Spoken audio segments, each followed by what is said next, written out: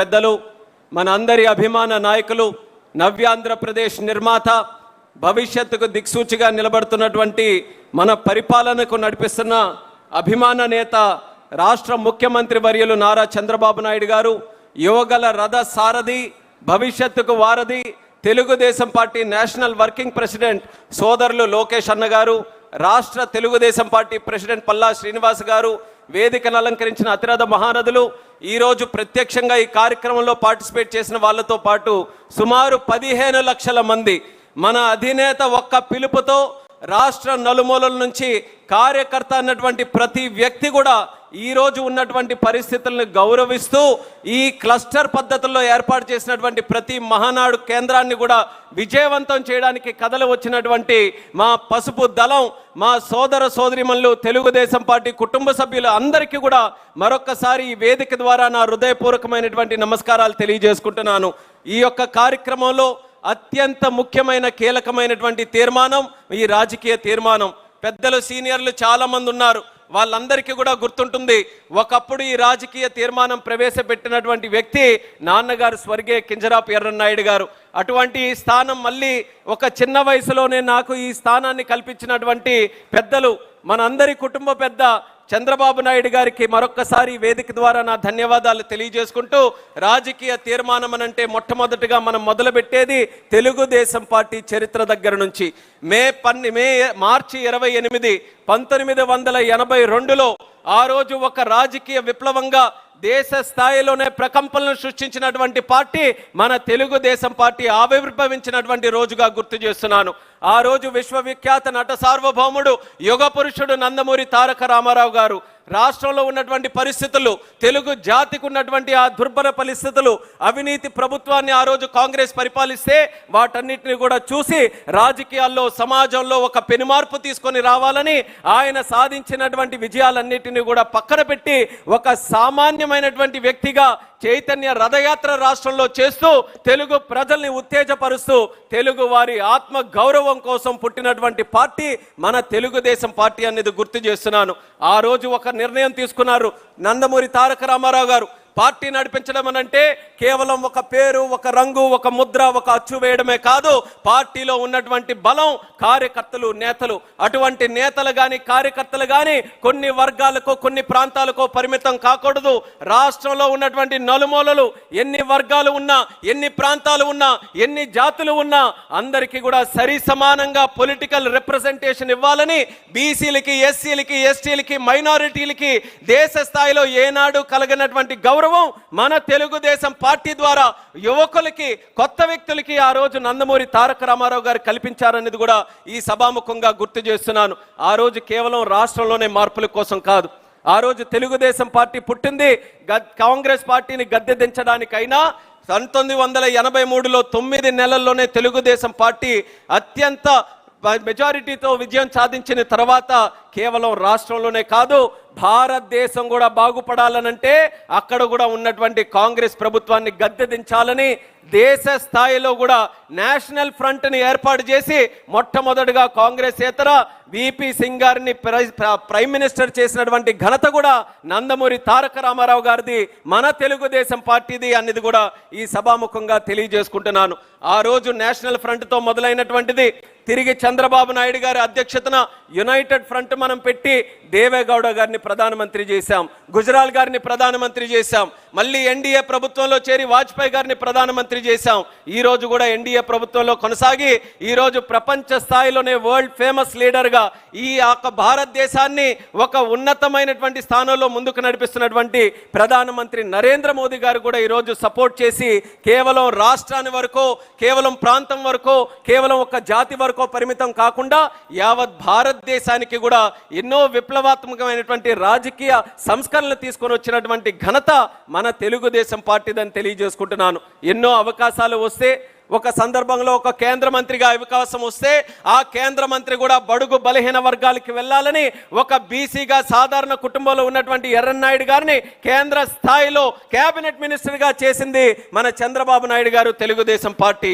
ఒక స్పీకర్గా అవకాశం వస్తే ఒక దళిత బిడ్డగా మన అమలాపురం నుంచి ఆ రోజు బాలయోగి గారిని కూడా ఆ శాసించేటటువంటి పార్లమెంటులో లోక్సభలో స్పీకర్గా పెట్టి మన తాలూకా ఘనతని చాటినటువంటిది మన చంద్రబాబు నాయుడు గారు, తెలుగుదేశం పార్టీ. అలాగే ఒక మైనారిటీ వ్యక్తిగా ఆ రోజు అబ్దుల్ కలాం గారిని ఆ ప్రభుత్వానికి సూచించి ఆయనకి కూడా దేశ ప్రెసిడెంట్గా కూడా ఆ రోజు చంద్రబాబు నాయుడు గారి తాలూకా ఆలోచనల ప్రకారం ఆ రోజు తెలుగుదేశం పార్టీ తాలూకా కాంట్రిబ్యూషన్ ఆ రకంగా ఉండిందని తెలియజేసుకుంటున్నాను. తెలుగుదేశం పార్టీ ఎప్పుడు కూడా ఒక ప్రాంతీయ పార్టీ అయినా, ఒక ప్రాంతం మీద ఒక ప్రేమ ఉన్నా దేశం మీద మాత్రం ఎప్పుడూ భక్తిని విడిచిపెట్టలేదు.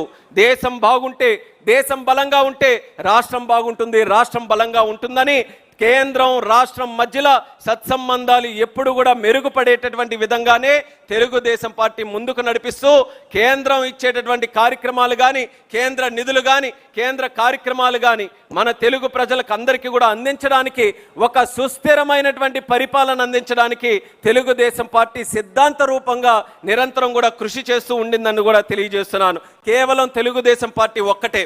చాలామంది ఇక్కడ అన్ని రాజకీయ పరిస్థితులు తెలిసినటువంటి వారు ఉన్నారు. గత 44 సంవత్సరాలు మన తెలుగుదేశం పార్టీ చరిత్ర. ఈరోజు ఇండిపెండెంట్ ఇండియాని చూసుకుంటే 70కి పైగా సంవత్సరాలు ఉన్నటువంటి చరిత్ర. ఈ చరిత్రలో ఎన్నో రాజకీయ పార్టీలు పుట్టాయి, ఎన్నో ప్రాంతీయ పార్టీలు కూడా పుట్టాయి. ఈ దేశాన్ని ఏలాయి, అలాగే రాష్ట్రాలు కూడా ఏలాయి, కొన్ని ప్రాంతాలు కూడా ఏలాయి. కానీ 44 సంవత్సరాలుగా ఇన్ని సంక్షోభాలు ఎదుర్కొని అప్పటి నుంచి ఇప్పటి వరకు దేశ స్థాయిలో ఒక ప్రత్యేకమైనటువంటి గుర్తింపు సాధించిన ఏకైక పార్టీ మన తెలుగుదేశం పార్టీ అనేది గర్వంగా ఈ సభాముఖంగా తెలియజేసుకుంటున్నాను.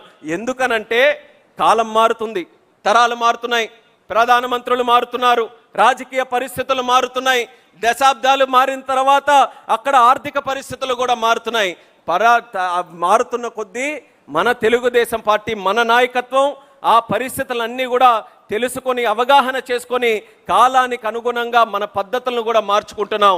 పద్ధతులు మార్చుకుంటున్నాం అనంటే పార్టీ మారడం అని కాదు. పద్ధతులు మార్చుకున్న సిద్ధాంతాలు మాత్రం ఎన్టీ రామారావు గారు ఏ సిద్ధాంతాలు మనకు అప్పచెప్పారో ఆ సిద్ధాంతాల ప్రకారమే మనం ముందుకు వెళ్తున్నాం.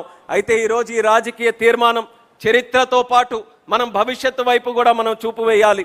చరిత్రతో పాటు మనం నేర్చుకున్నటువంటి పాఠాలు మరొక్కసారి మనం తప్పులు చేయకుండా ముందుకు నడవాలి.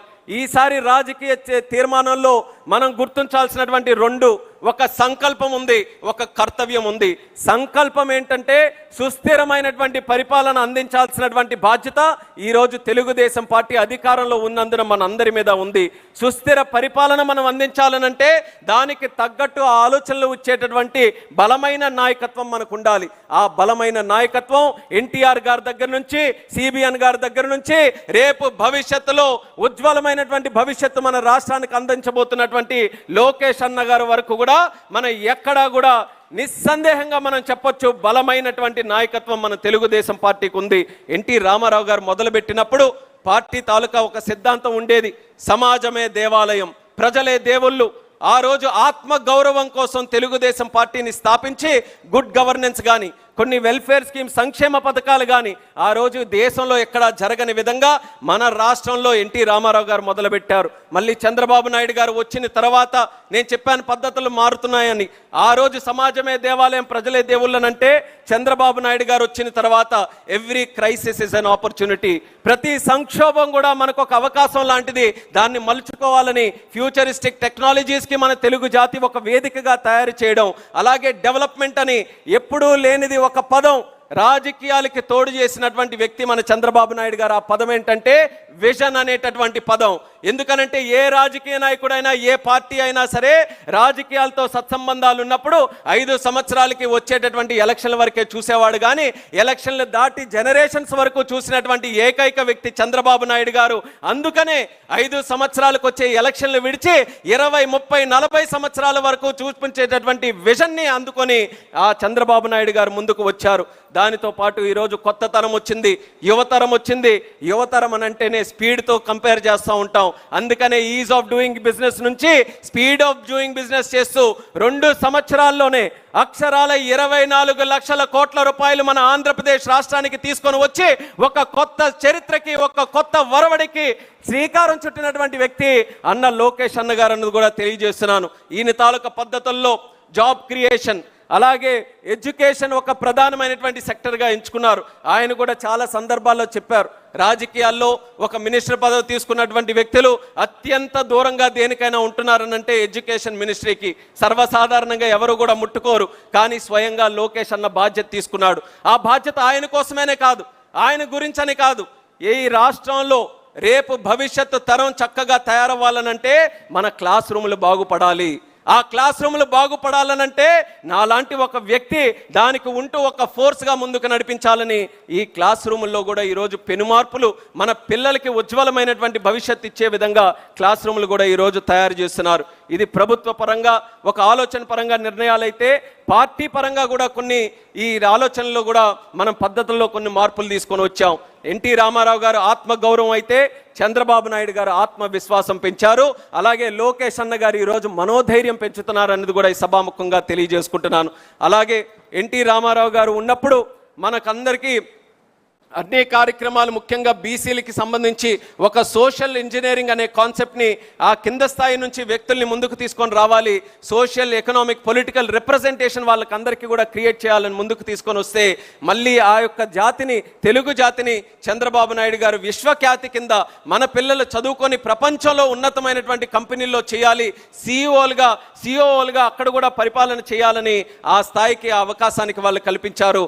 మళ్ళీ ఈరోజు లోకేష్ అన్నగారి ఆధ్వర్యంలో మళ్ళీ తెలుగు జాతి ఒక ప్రపంచ స్థాయిలోనే ఒక ప్రత్యేకమైనటువంటి గుర్తింపు సాధించే విధంగా ఆయన కూడా ఈరోజు కార్యక్రమాలు చేస్తున్నారు. సో ఏదైతే నాయకత్వ పరంగా ఈ 3 బలాలు కూడా ఉన్నాయో, ఈ నాయకత్వ బలాలు చూసుకొని మన స్థిరత్వమైనటువంటి పరిపాలన మనం అందించడానికి అన్ని రకాలుగా అడుగులు వేస్తున్నాం. ఈ స్థిరత్వమైనటువంటి పరిపాలన ఉండాలనంటే ఒక పక్కన నాయకత్వంతో పాటు మరొక పక్కన అసలైనటువంటి సంస్కరణలు. మీ తెలుగుదేశం పార్టీ ఒక్కటే సంస్కరణలు ఎప్పుడైనా చేసినా సరే కేవలం పేపర్ల వరకో, ఫోటోల వరకో, లేకపోతే నామమాత్రానికోనే కాదు. తెలుగుదేశం పార్టీ ఎప్పుడు సంస్కరణలు చేసినా సరే మన గ్రాస్ రూట్ నుంచి, క్షేత్రస్థాయి నుంచి, గ్రాస్ రూట్ నుంచి గ్లోబల్ స్టాండర్డ్స్ వరకు ప్రతి ఒక్కటి కూడా సైంటిఫిక్గా అధ్యయనం చేసి ఒక పథకం తీసుకొని వచ్చిన, ఒక స్కీమ్ తీసుకొని వచ్చిన, ఒక కార్యక్రమం మనం ఏదైనా చేసినా సరే ఆ సంస్కరణ గ్రామీణ ప్రాంతాల్లో గ్రాస్ రూట్ లెవెల్లో ఉన్నటువంటి సామాన్య పౌరుడికి ఏ రకంగా అది ప్రభావం చూపుతుందన్న ఆలోచనతోనే ఎన్నో విప్లవాత్మకమైనటువంటి సంస్కరణలు తీసుకున్నాం. Social reforms, political reforms, economic reforms, infrastructure reforms, అలాగే అగ్రికల్చర్ రిఫార్మ్స్, ఆఖరికి అన్ని రకాలుగా రిఫార్మ్స్ తీసుకొని, ఎకనామిక్ రిఫార్మ్స్, పొలిటికల్ రిఫార్మ్స్ తీసుకొని వచ్చి మన ఆంధ్రప్రదేశ్ రాష్ట్రాన్ని ఎప్పుడు తెలుగుదేశం పార్టీ పరిపాలించిన ఒక సుస్థిరమైనటువంటి